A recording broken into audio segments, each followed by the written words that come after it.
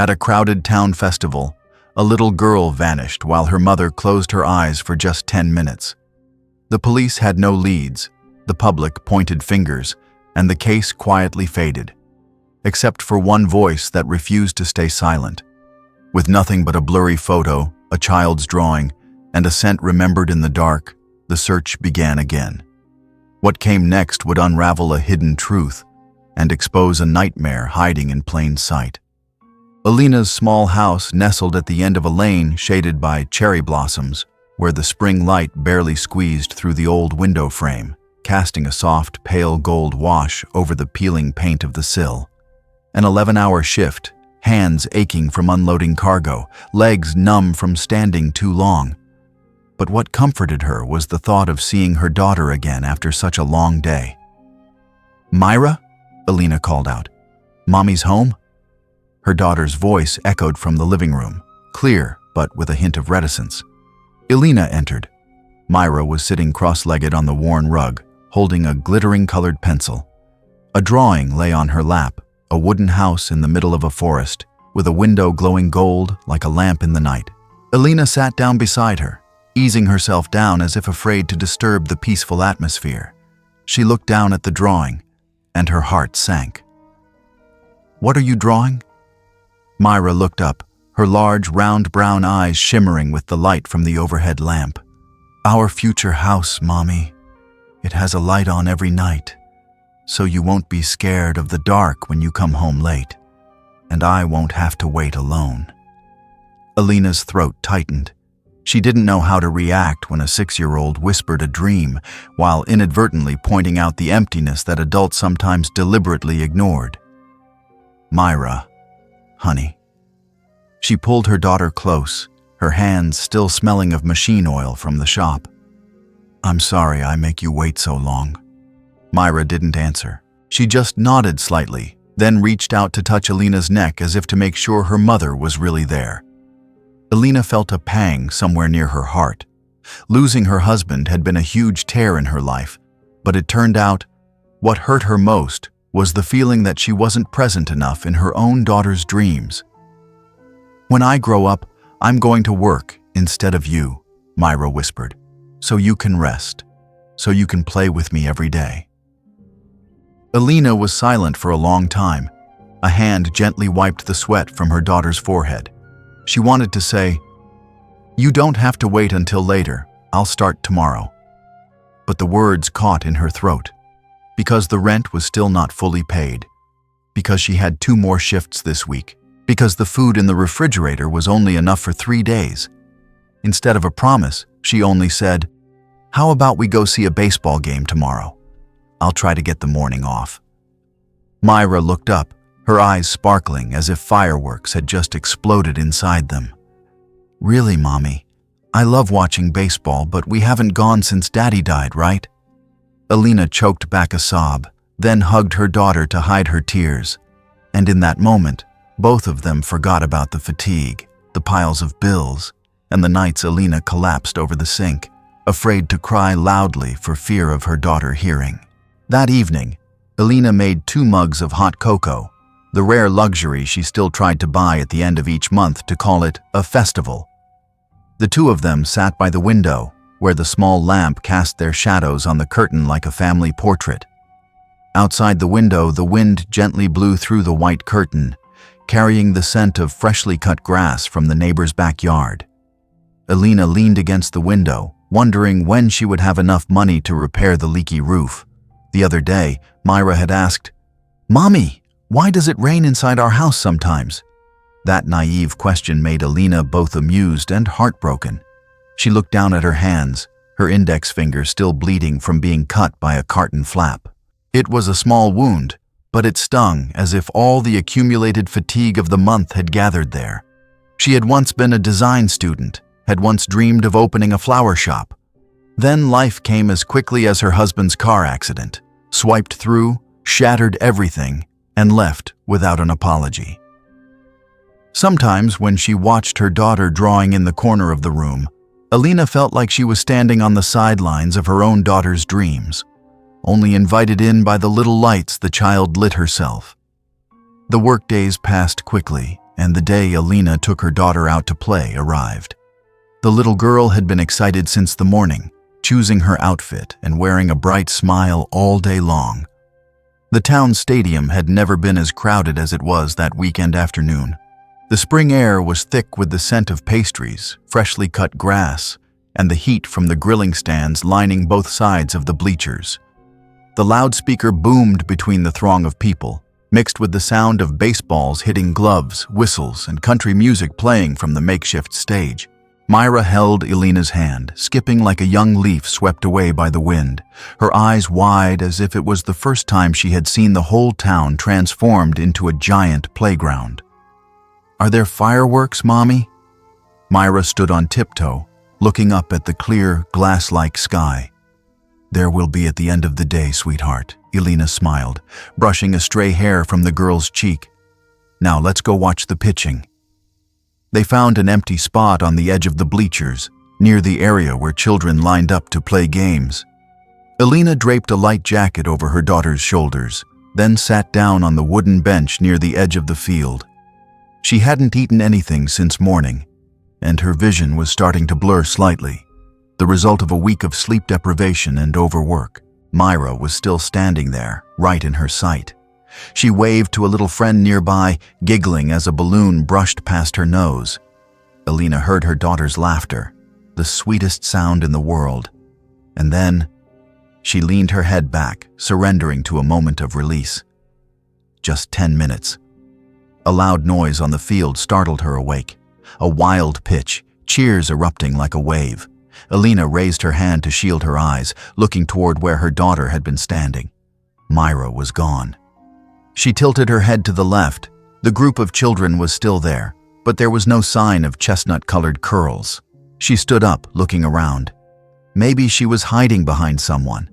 Maybe she had just run to the ice cream stand, or come back to her mother for water, or number. Not there. Nowhere. "Myra," Alina called, first softly, then louder. Her voice was swallowed by the vibrant sounds of hundreds of people. She hurried out of the row of seats, pushing through the crowd. The balloon vendor turned his head as she bumped into his stand. A group of teenagers eating pizza on the stairs raised their eyebrows as she rushed past. "Myra!" Alina called. Now it was a shout. Each cry broke from her throat like a shard of falling glass, sharp and useless. She ran across the grassy area, then to the face painting area, the food court. Nothing. Ran back toward the entrance. No one had seen anything. A little boy said, "I think a girl with curly hair went toward the outer field." But when she rushed there, it was empty. Alina's heart pounded in her chest like something trying to escape. She staggered to the edge of the stadium, a less noticed area where some of the vendors had already packed up. And there, on the paved sidewalk full of dust and litter, was the pink butterfly hair tie. It lay tilted, clinging slightly to the edge of the grass, its glitter reflecting faintly in the softened sunlight. Alina knelt down. Her hand touched the warm surface of the velvet, the last warmth of Myra that remained. She collapsed to the ground, her hands clutching the hair tie, pressing it to her chest as if to hold on to the warmth from her daughter's sweet-smelling head. All around, there were still crowds, the loudspeaker, cheers, laughter, and music. But for Alina, the only sound left was the wind, empty, cold, and heavy as rusted iron. An employee of the stadium passed by, seeing her sitting and holding something in her hands. He hesitated, then approached. "Ma'am, are you okay?" Alina didn't look up, just shook her head slightly. I lost my daughter. She's everything to me." Her voice was as light as a breeze. No tears, no sobs. Just a conclusion, as one might say about a fallen leaf or a broken lamp. Gone. The employee stepped back, flustered, and called on his radio. "Issue an emergency announcement. Possible lost child." And Alina, after a long time, slowly stood up. Her hand tightened around the hair tie so much that her fingernails were imprinted on her skin. She looked around again, as if hoping a miracle would happen. Myra would run out from some corner, grinning as if she had just played hide and seek. but the bleachers were emptier. The sun was beginning to set, drawing long, cold shadows. And Myra, her Myra, didn't appear. On the way back to the field, Elena suddenly remembered. The little jacket she had brought was still draped over the seat. She went back to pick it up, pale yellow, the sleeves still stained with vanilla ice cream. As she picked it up, a lollipop rolled out of the pocket, fell to the ground, and made a dry click sound. That tiny sound made Elena reel as if someone had slapped her in the face. Myra was gone. But traces of her were still here, everywhere. On the bench, in the air, in the sound of the wind passing through the wooden fence, and in her own chest, where her heart was now beating not for life, but for unceasing remorse. It's all my fault, because I was careless. The first 48 hours after Myra disappeared, Elena barely slept. She sat in the plastic chair in the police station waiting room like a statue made of flesh and blood, her back ramrod straight, her hands clasped so tightly that her knuckles were white. On the wall, the luminous clock still ticked mockingly. Through the frosted glass window, Elena saw the lights burning all night in the investigation room, and still hoped. Hoped that somewhere, an officer was straining his eyes watching the camera footage, hoped someone was tracing the ice cream truck, hoped a stranger had been recorded, hoped that her daughter was still nearby, just needing a little more time. But then the third day passed, and everything slowed down. The lights in the investigation room went off earlier. The questions from the police became less frequent. They began to repeat themselves. Are you sure the child didn't run away on her own? Zrania, does anyone in your family have problems with you? Swing, did the child ever say anything about anyone that worried you? Elena wasn't angry with them, didn't blame them, but deep down she began to fear. The feeling of fear when she knew the people with the power to find her daughter were beginning to give up. The first news report aired on the afternoon of the fourth day. 6-year-old girl missing at Silver Pine Town Baseball Festival, suspected abduction, no specific leads. Television showed a photo of Myra, a wide smile, dimples, bright eyes. A photo Elena had cut out from last year's birthday invitation. The anchor read it mechanically, then switched to a highway accident that killed 3 people. The next day, social media began to talk about her. What kind of mother loses her child in a crowded place like that? Deliberately negligent to get attention? Someone even posted a photo cut from CCTV the moment Elena sat resting, her head leaning against the chair. Underneath the photo was a cruel caption. Mommy was too tired, so she let her child fend for herself. Elena didn't answer, didn't explain. But each word pierced her like a thorn, not drawing blood, just oozing shame and aching pain. On the 7th day, Elena self-printed 300 flyers, cheap paper, black and white print. The photo of Myra was now blurred around the edges because it had been enlarged too much. She stuffed them into her backpack, along with a roll of tape and running shoes. She no longer had the strength to walk lightly. She needed to run.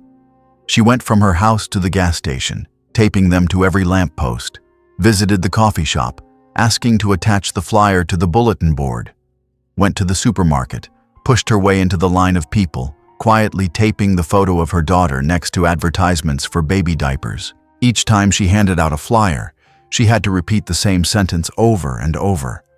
My daughter went missing at the baseball festival. 6 years old, curly hair, yellow jacket. There were times when people looked at her with tired eyes, as if she were selling something they didn't need. Once, she walked into a laundromat. Before she could speak, the owner waved her hand. I don't put up that kind of trouble. Elena stood still for a few seconds, then turned away. Each time that happened, she felt herself shrinking. No longer a mother, no longer Elena, just a wandering shadow, carrying a sadness no one wanted to share. One afternoon, while taping a flyer in front of the drugstore, a girl about 9 years old approached, holding a half-eaten lollipop. I saw this girl, she said. Elena whirled around. Where? When? Last week, when the fair was ending, she went with the ice cream truck. It was yellow with a picture of a brown bear on the side. It went towards the forest road. Elena bent down to the girl's eye level. "Are you sure?" The girl nodded, still holding her lollipop as if she didn't realize the importance of what she had just said. That night, Elena didn't sleep. She drew the ice cream truck according to the description, called the police station. No one had reported seeing a similar truck. No one had the license plate number. No one remembered who the vendor was, because at that stadium, there were more than 20 ice cream trucks. On Sunday morning, Elena went through the northern residential area, where all the houses were beautiful, with white gates, green lawns, and the sounds of children echoing behind the curtains. She knocked on every door. Some people opened, some didn't. Some people took the flyer, some refused. Some people pretended not to hear the doorbell. One house had a purple wreath on the door. Elena knocked 3 times. No one answered. But she heard the TV inside, the sound of children laughing through the screen. She knew someone was there. They just didn't want to open the door. Another house. An older woman opened the door, wearing a wool sweater and beaded glasses. She looked at the flyer, then looked up. "You still haven't found your child?" Elena quietly nodded. The woman sighed softly. "Oh, Lord, I feel so sorry for you. You should go home and rest a little. The Lord will guide you." Elena thanked her and walked away before she burst into tears. It had been 10 days. Her shoes had ripped heels. Her thumb was bleeding from constantly peeling off tape. She still walked. She stood at the entrance of the alley, looking down the street. Each house had its own family. Each window was lit. Each doorstep had children's shoes. And Myra, her Myra, was nowhere to be found. Elena sat down on the stone steps. It wasn't raining, but she still felt cold. Cold from her bones, from her heart, from the emptiness beside her, where Myra should still be sitting, holding candy, her eyes lighting up when she saw a teddy bear. It was the 13th day. Elena returned to the convenience store where she used to work, not to ask for a new shift, but to ask something that she should have asked from the beginning. But at that time, her mind was only filled with silent screams. She went to the counter, the bell hanging on the door ringing softly. The boy working the afternoon shift was Tyler, who often joked with Myra in a robot voice whenever the two of them stopped by to buy milk. He looked up, stunned for a second when he saw Elena. Her face was thinner, her lips dry, her eyes sunken as if she hadn't slept in days. A mother looking for her child didn't need an introduction because their faces always had a very unique look, vacant of a soul. "Mrs. Elena," he said softly, cautiously. I'm so sorry." Elena didn't say anything. She just put her hands on the counter, leaning forward slightly. "Tyler, does the store camera still have the footage from the day of the festival?" He hesitated. "I'm not sure. It's saved on the hard drive in the back. It might be deleted. Can you check for me?" Elena's voice was shaky but firm. Nothing in this world would make her stop if there was still a spark. He looked around, then nodded. "Wait a minute." 10 minutes later, they were sitting in front of the old screen in the storage room filled with toilet paper and cardboard boxes. Tyler rewound the footage from that day, the day Myra disappeared. The camera was placed in front of the store, angled toward the parking lot near the stadium. The image was blurry, the colors faded. But it wasn't useless. In one segment, around 3:24 p.m., Elena saw a group of people passing by, a mother pushing a stroller, a couple arguing softly. And then, something made her heart jump. A red truck, round in front, the paint peeling off on the back door, stopped on the side. The passenger door opened. A figure stepped out, tall, thin, wearing a long-sleeved white shirt, not facing the camera. But right after that, from the edge of the frame, a little girl ran up, curly hair, short skirt, hugging a stuffed horse. "Stop!" Elena almost screamed at the screen. Tyler was startled, his hand faltering, then rewinding slowly. The next moment, the man held out his hand. Myra took his hand.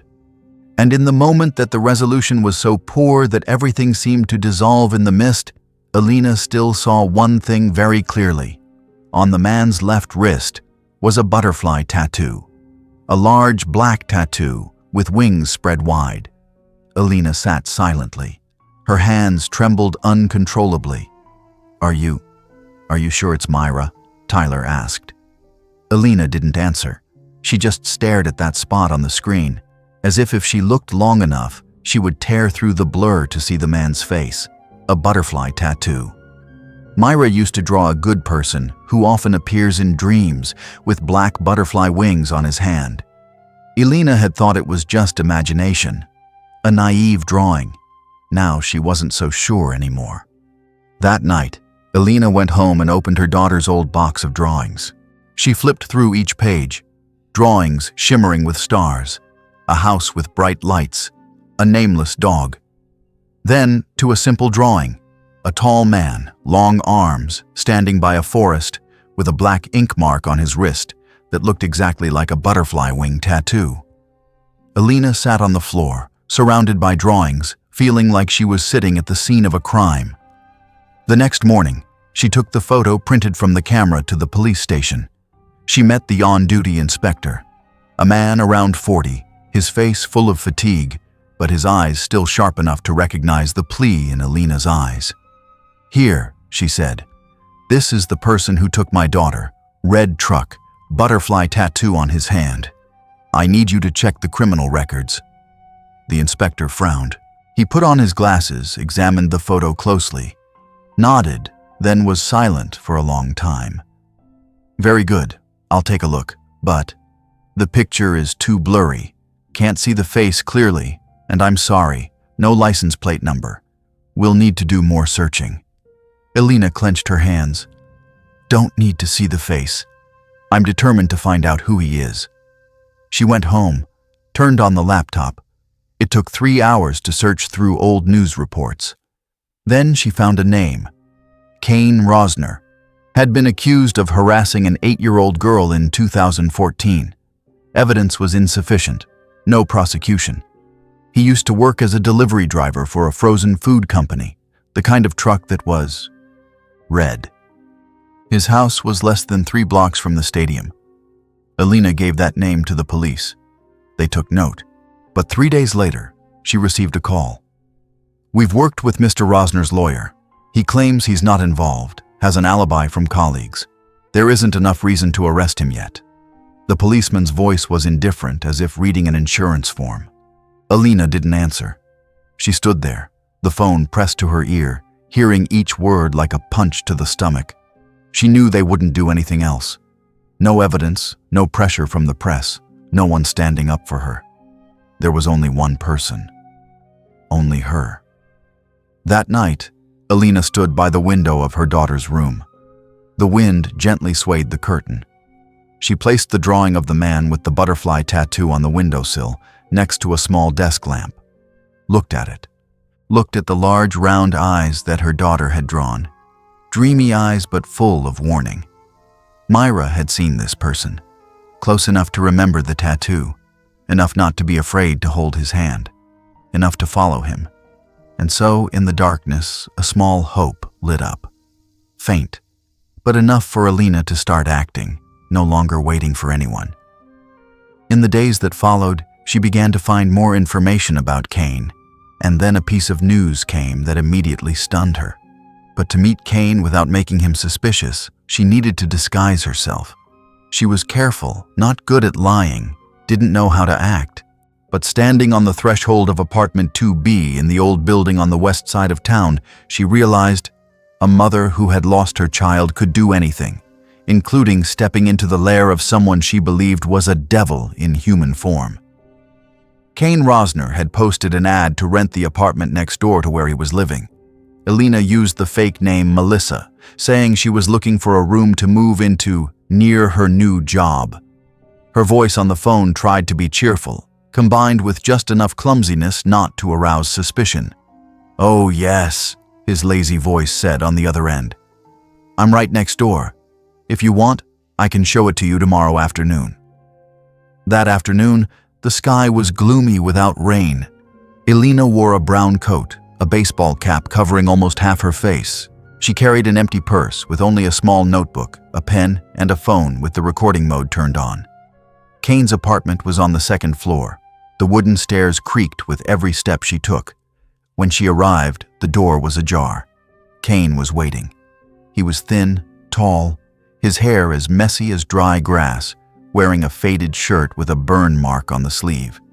He smiled, not friendly, not distant, just the kind of smile of someone who knew he was in control. This room used to be rented by a student. Now it's empty. Just take a look around. Aren't you going to show me around? I have to go out for a few minutes. I left the door open. If you like it, look around. If you don't, then don't. He shrugged, turning back towards the apartment next door.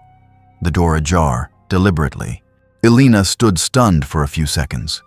Then, when the sound of his footsteps faded away, she took a deep breath, turned left, and stepped into the apartment he was living in. Nothing unusual, at least in the first 5 seconds. An old armchair, curtains half drawn, the musty smell of furniture that hadn't been aired out for a long time. But then, Elena stopped.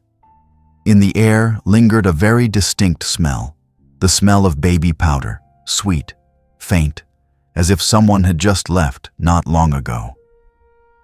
She walked slowly through the living room to the bedroom door. This room was completely different. The gray bedsheet, straight, no pillows, no pictures on the wall. But by the window, on a small table, was a pink hair clip. Next to it was a coloring book, open to a page with a picture of a horse flying over a rainbow. Scribbled lines, a child's hand, the color smeared outside the lines. Elena's hand trembled. She couldn't mistake that handwriting. She had seen it thousands of times, on the walls, in the kitchen, in notebooks. Myra never colored carefully. She was always in a hurry to get to the light. Outside the window, the wind blew, making the curtains sway gently, revealing a teddy bear night light, the kind only sold in the children's store a few blocks from Elena's house. On a high shelf on the wall was a wooden box shaped like Hello Kitty. Elena stood on tiptoe, reaching for it. But when she touched it, she heard a small click, as if there was metal inside. Before she could open it, the wind slammed against the window pane, startling her and almost making her drop the box. She put it back in its place, in its original position.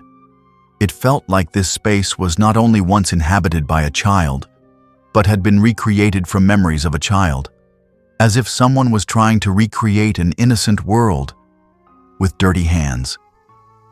She picked up the book. At that moment, her eyes noticed a strange dark stain on the floor, near the table leg, shaped like a long stain as if something heavy had been pressed on it, then moved away. Elena knelt down, touching it. Cold, dry, odorless. It could be oil. It could also be. When she stood up, her hand accidentally caught on the edge of the iron cabinet on the left. The door stopped, stubborn. She tried to open it, her fingernails breaking into the metal edge. A thin stream of blood flowed out. Elena didn't scream, but pulled her hand back, her heart pounding. She didn't dare to open it any further. There was no more time. There were footsteps in the hallway. Elena froze, then quickly retreated to the main door. She left his room just as Kane returned, holding a plastic coffee cup. "Oh, you're still here," he said, his voice as light as nothing. Elena smiled faintly, trying to regulate her breathing. I looked around briefly. It doesn't seem to fit very well. Kane nodded. He lifted the coffee cup, then looked deeply into her eyes. People say, the first feeling is always the truest. Elena didn't answer. You know, he added, that apartment is very old. Someone used to rent it, with a little kid. The kid was always messing around, leaving things everywhere. If you see something in there, don't be surprised. She looked up. Her eyes no longer hid anything. You left a lot of things behind, but the most important thing is the smell, she said, lightly and clearly. I have a daughter. I know the smell of children. He laughed, not loud, A short, dry laugh, as thin as a razor blade. "You have the wrong house." Those 3 words, a sentence as light as the wind but as heavy as a boulder, almost made Alina cry. Not because of fear, but because of hatred, because of disgust, because he didn't even seem to bother hiding the secrets anymore. Alina walked down the stairs, her hand still bleeding, her heart pounding painfully in her chest. She didn't call the police. She knew there would be no search warrant, no cameras, no one standing up for a mother, when the evidence was a scent and a page in a coloring book. But Alina didn't need them to believe her, because for the first time in nearly 2 weeks she had seen the true darkness, not from losing her daughter, but from the fact that the person who stole her was still living freely. And that darkness had a face, a tattoo, a voice as soft as velvet, but empty of a soul. The small room in the house was less than 20 square meters. The walls were spotted with mold. The wooden floor creaked under every step.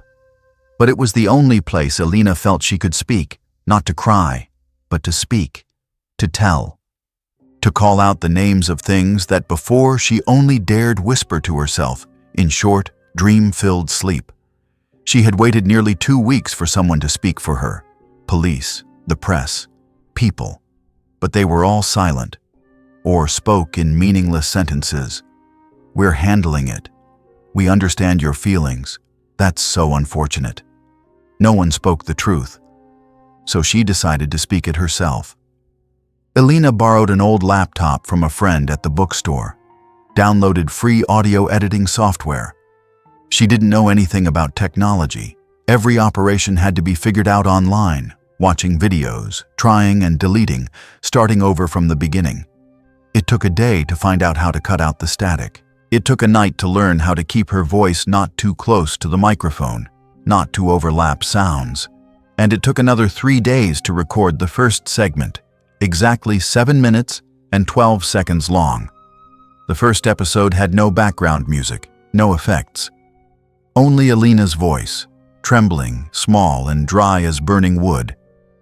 "My name is Alina Ward. My daughter, Myra, went missing at the Silver Pine Town Baseball Festival.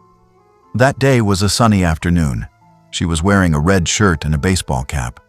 She was really looking forward to that outing. She really wanted to go out with her mother, and I only fell asleep for 10 minutes. Only 10 minutes." She paused for a moment, then continued, this time her voice a little higher, as if she had just lifted a stone off her chest. "I'm not doing a podcast to get attention. I'm doing it because I don't have any other way. I need someone out there. If you've ever seen anything, heard anything, please speak up with me." After pressing the post button, Alina didn't sleep.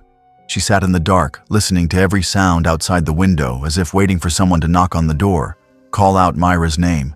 Nothing. But the next morning, she opened her podcast email and saw 4 listens. Only 4. One of them was her. But Alina didn't delete the episode. She added a description. "I will continue to tell, until my child hears." And that's exactly what she did. She continued to tell, even if there were only 4 people. Then 9. Then 27. Then 134. The second episode told about the evening Alina followed Kane's address.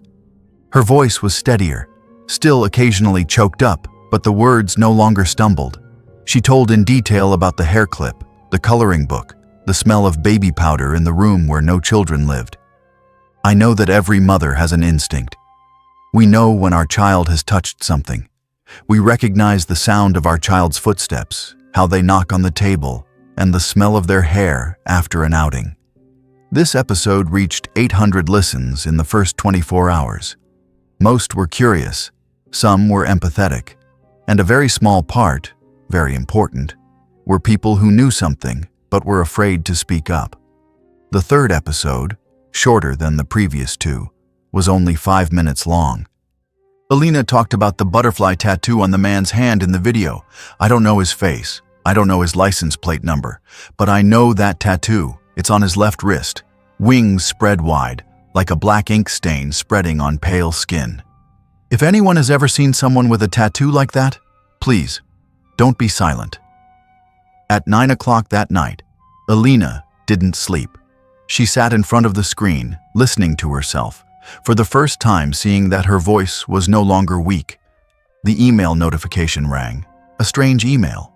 No title. I'm Leah. I used to live with someone who had a tattoo like that.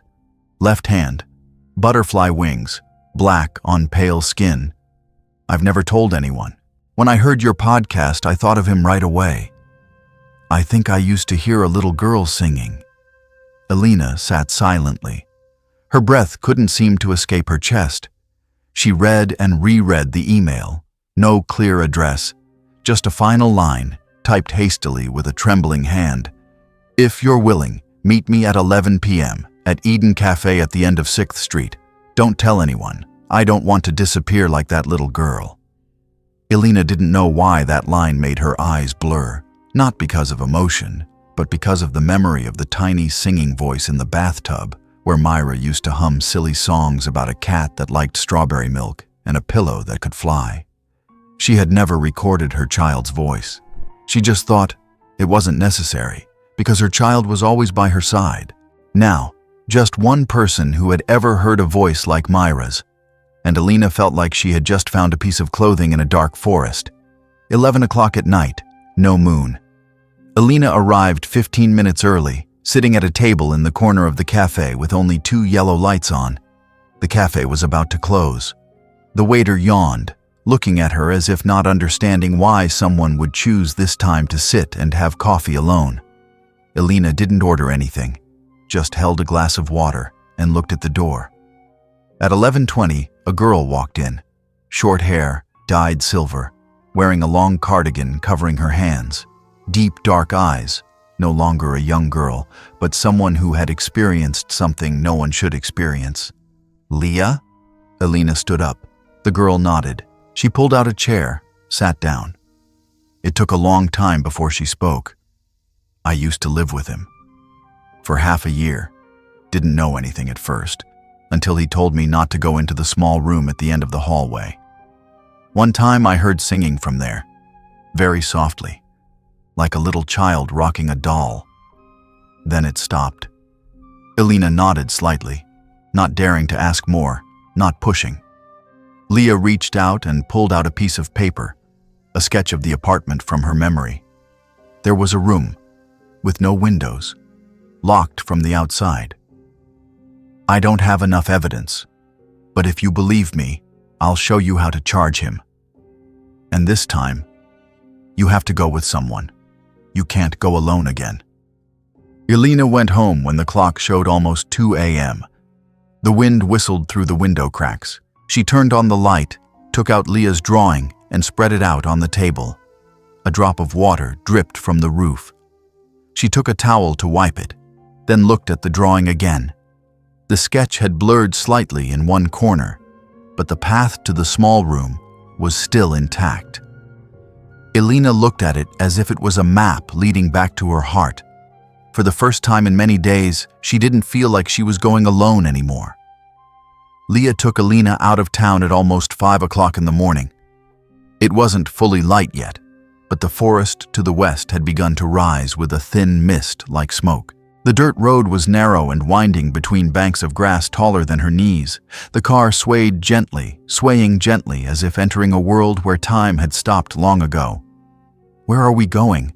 Alina asked, even though the answer had already vaguely formed in her mind. "His old shack," Leah replied, "where he used to live before he moved to town." "No one knows?" "The locals just say it's the house of some carpenter, but it's Kane. He changed his last name in the rental records.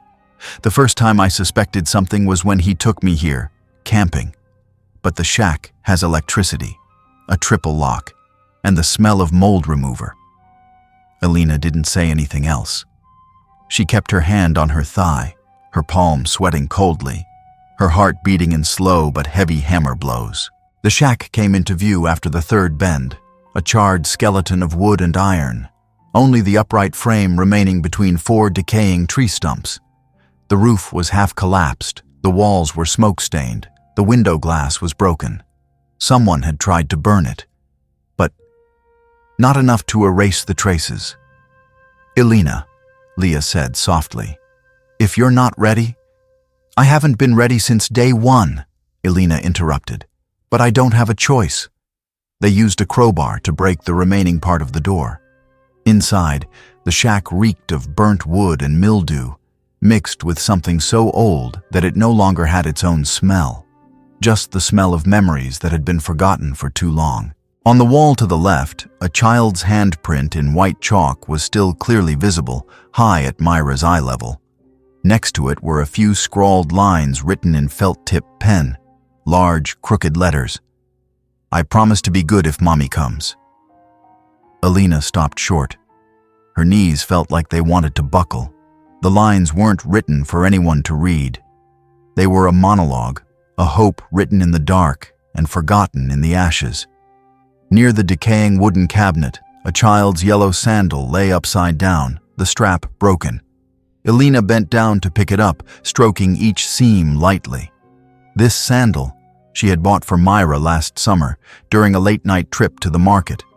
The girl had stepped in puddles just to make the sandal squeak, squish, squish. Now the sandal was dry, silent, and the squeak of that day was lost in the forest. The dim light from the gap in the roof shone down on the cracked cement floor. Leah took out a flashlight and shone it around the corners until it stopped at an area of the floor that was a different color, as if something heavy had been pressing on it for too long, now moved away, leaving a mark. They both knelt down. Leah pried off the thin layer of dust. Elena reached out and touched it, cold, rough, and— a child's bed frame, curved legs, faded white paint. The headboard still had a Hello Kitty sticker on it. Underneath the bed frame was a piece of handkerchief, the edge embroidered with the letter M in red thread, only half of it remaining, frayed as if it had been bitten. Elena didn't cry out, didn't scream. She picked up the handkerchief, buried it in her palm, her other hand covering her mouth. She couldn't imagine the scene of Myra ever lying here, but her body remembered. Every scent, every breath, every small movement, as if the floor itself was vibrating to remind her. Yes, she was here. They searched around. Leah rummaged through each burnt drawer, opened charred compartments. In the second drawer, a folded piece of paper, charred in one corner. Elena opened it. Her hand didn't tremble, but her whole body did. A drawing in crayon, a wooden house, a large tree on the right, a window lit up, and on the left, a woman standing, long hair, arm outstretched, as if waving. At the bottom of the drawing, in clumsy, childish handwriting, I wish Mommy was here with me. Elena sat down on the ground, her hands on her head, bursting into tears. The first tears after many weeks without them. Tears that didn't call anyone, didn't blame anyone, just a breakdown caused by having restrained herself for too long, like ashes crumbling after an old fire. Leah silently sat next to her, placing a hand on her shoulder. No one said anything. That afternoon, Elena reported to the police. This time, they came. Someone brought a camera, someone drilled the floor, someone used rubber gloves to turn over each brick. A unit dug under the cement near the burnt fireplace. There was no body, but there was a plastic bag buried very carefully. Inside was the corpse of a small dog that had decomposed, and under a layer of nailed-down floorboards was a tuft of long hair, rolled up neatly, tied with a pink hair tie. Elena recognized that hair had a chestnut-brown color, the only color Myra always hated. My hair isn't brown. My hair is firefly-colored. Although it couldn't be identified immediately, the medical examiner confirmed, "This is real hair. We can take a DNA sample." A young officer passed by, seeing Elena standing on the porch of the shack, holding the handkerchief with the letter M. "Do you need a doctor?" Elena shook her head. Then looked down at the handkerchief and said in a very soft voice, "I need my child, but my child's justice is also very important." That night, back in her room, Elena opened Myra's box of belongings, the only thing she had taken from the old house. She put the drawing next to the paper crown that Myra had worn for her 5th birthday. Then she looked up at the ceiling, her eyes wide open, not crying. I wish Mommy was here with me. The DNA report arrived on Wednesday morning.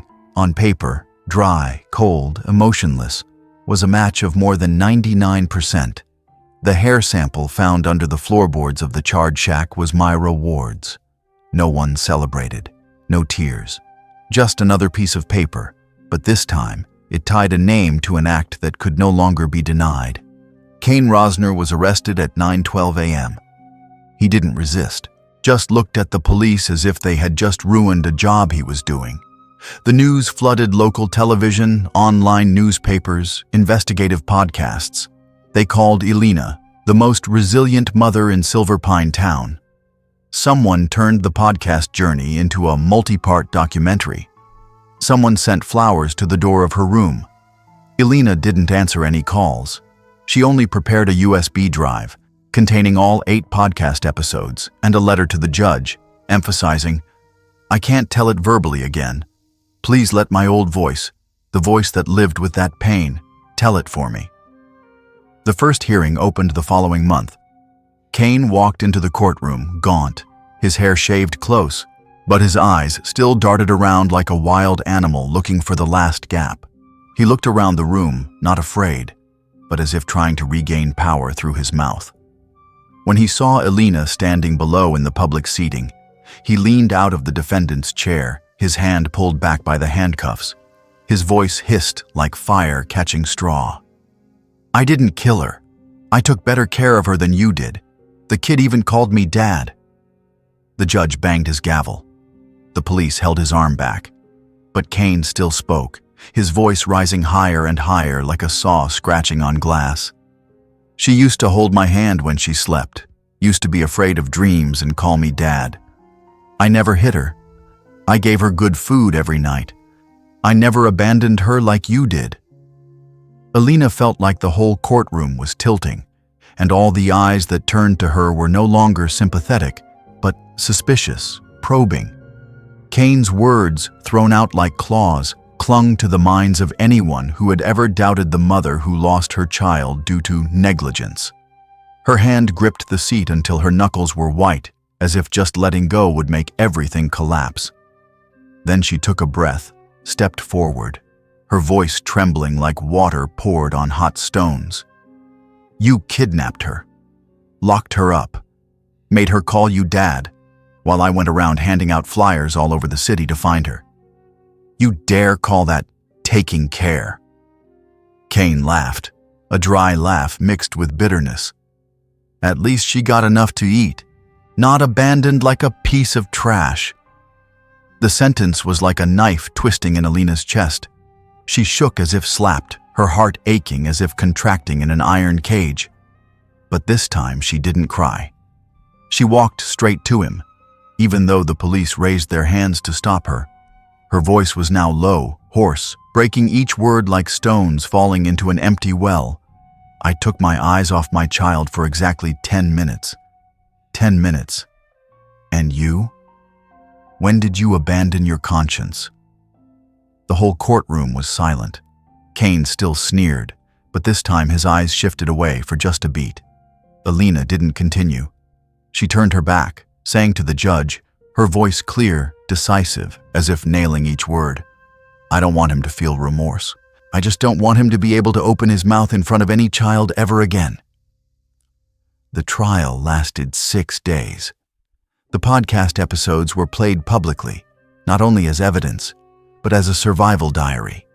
Each sob of Elena, each small story of Myra, echoed through the courtroom like needles piercing the air. Kane was finally convicted of kidnapping, unlawful imprisonment, and child abuse, a 40-year sentence without parole. The press called it a fitting sentence. People applauded, some cried, some shouted, "Justice has been served." Elena didn't attend the sentencing hearing. She left town the night before, leaving a short message for her lawyer. "I don't want to hear how many years he's sentenced to. I want to hear the sound of my daughter's footsteps running to the door." A few weeks later, Elena lived in a small wooden house in the forest, far from town. No one knew exactly where it was. Only the landlord, who was an old friend of hers, agreed to let her stay as long as she didn't disappear. She didn't do podcasts anymore, didn't answer the press, didn't accept interviews. In the morning, she made coffee in the old cup with the picture of the fox that Myra had drawn. She still kept the habit of leaving half a small piece of bread on the plate, as if someone was still sitting opposite her. Sometimes she woke up startled in the middle of the night, thinking she heard the call. "Mommy." There was no one. Only the sound of rain falling on the tin roof, as steady as the sound of a drawing pen. She knew the sentence had closed the story in the eyes of the world. But in her heart, the story was still continuing. Every night, every breath, every small space that the girl had left behind. She only bought one notebook, leather cover, brown paper, and started writing. The first day, a short line, "I'm sorry I was late." The second page, the handwriting slower, "I've never forgotten you, whether people remember who I am or not." Every night, she lit a small lamp on the windowsill, like a beacon, not to light the way for anyone, just to say that, here, someone is still waiting. The end of autumn, the leaves falling to form a thick carpet around the small wooden house nestled by the pine trees, about 3 kilometers from the mountain road.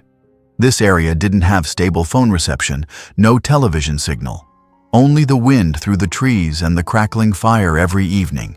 And the children, one by one, entered that world, bringing curiosity and nameless fear. They didn't know exactly who the teacher was, just heard their parents tell them, "She's someone who lost her child, but didn't lose herself." Alina didn't call it a classroom. She just built a wooden sign by hand, placed a few logs as seats around the fire. Above, a piece of sandpaper was pinned with the scrawled line, "If you get lost, learn to light your own way." The children initially just sat silently, but when she lit the fire, when they put their hands together on the flint, scraping each first streak to spark the light, small laughter began to erupt like kindling. Today, Alina was teaching about distress signals. She spread a tarp on the ground, took out 3 red cloths, a mirror, and 2 flashlights. "Now," she said, her voice as gentle as the forest wind, "if you get lost, you need to know you're not invisible. The world may be vast, but the light can go very far." She drew a picture of an eye on the ground. "The person looking for you will look for the light, the colors, the call. But if you are silent, if you hide, it will be very difficult for them to find you." When teaching how to reflect sunlight with a mirror, Alina paused for a moment. The image of Myra appeared before her eyes, running around the yard with a plastic mirror, shining it and shouting, "I'm calling aliens. Can you see the light, Mommy?" That day, Alina was washing dishes, still with wet hands, just looked at the girl and laughed, not knowing that those small moments were what would live longest in the hearts of those left behind. Now, she told that memory to the whole class. The children giggled. Then a boy with a round face said, "You tell stories like my grandma does." Alina bowed her head and smiled.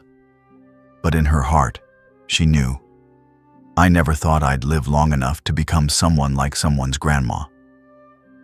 A girl about 6 years old, curly hair and round black eyes, sat huddled near the fire, looking up. "Teacher, yesterday I dreamed that my mother couldn't find me."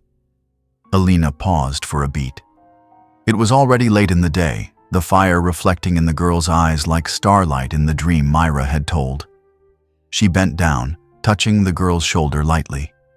"Your mother will come. She will definitely come. It's just maybe a little late." The words she spoke no longer trembled. They flowed through her lips like a prayer that had been uttered thousands of times.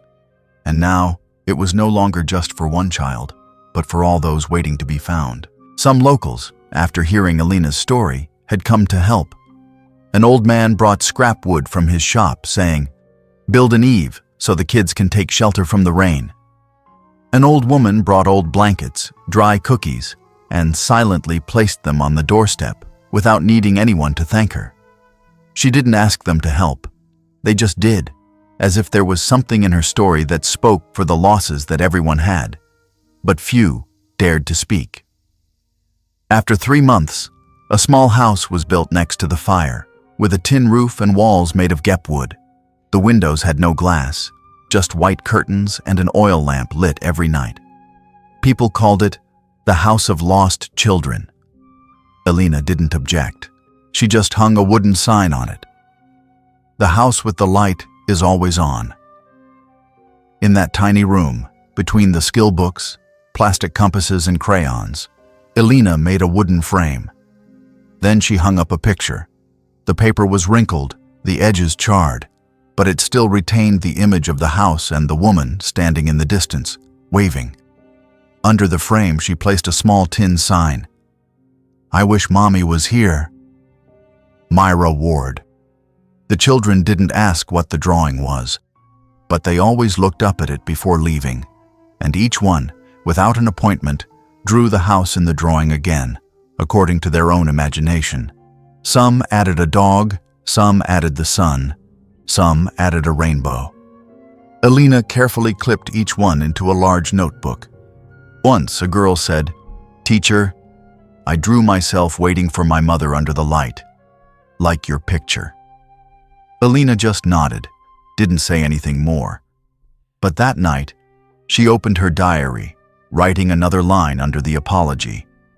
"I will light up all the places you have ever passed through. Even if you don't come back, I want the other children not to get lost again." At the end of that day's program, when the children had left, Elena stood in front of the windowsill. It was about to rain. The wind carried the scent of cold earth and decaying bark. She lit the lamp and placed it on the sill as every night. On the door frame, the butterfly hair clip swayed slightly. The wind wasn't strong, but just enough to make it spin around, and stop just as Elena looked up. She looked into the light, not praying for anything, not waiting for a miracle, just to know that some things are not finished, but they are also no longer unfinished. The second winter returned on the mountainside. Snow fell thinly, not enough to bury the dirt road, but enough to silence footsteps. The wind blew across the porch, rustling the fabric curtains Elena sewed herself from old clothes. She sat in the village's small library, at a wooden table made from 4 old rice bins, the light from the yellow desk lamp quietly casting a warm circle on the unfinished page. It was a letter, sent to a mother named Marjorie, who had written to her through the podcast almost a year ago. Marjorie had a son who had been missing for 12 years. No body found, no explanation, no conclusion. Just a door that stayed open forever, like a question no one answered. In the letter, Elena didn't write anything profound. No clever words of comfort, no recovery philosophies. Just the honest lines, the ink smudged slightly because her fingers were stained with candle wax.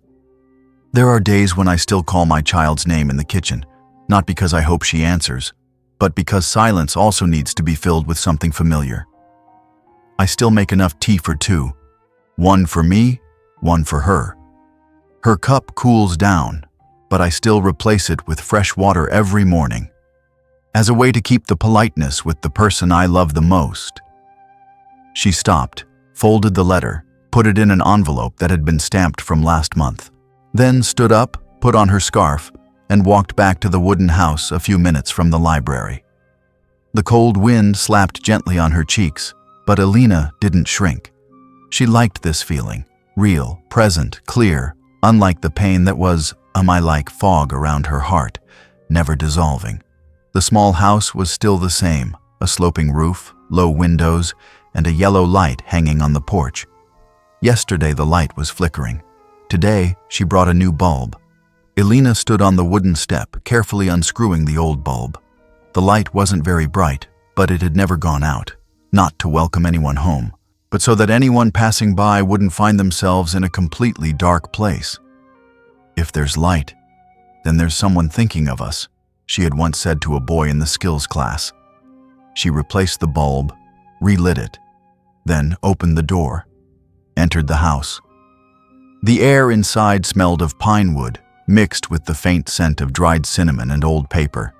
She took off her scarf, hung it on the hook, then walked to the bookshelf against the wall, where a wooden box was placed, always lightly locked. Today she opened it. Inside were Myra's old drawings, still holding the folds where the girl's hands had once held them. There was the paper crown, a few fireflies drawn in crayon, and the butterfly hair clip, the one that had appeared in Alina's dream and, in reality, in that charred shack that day.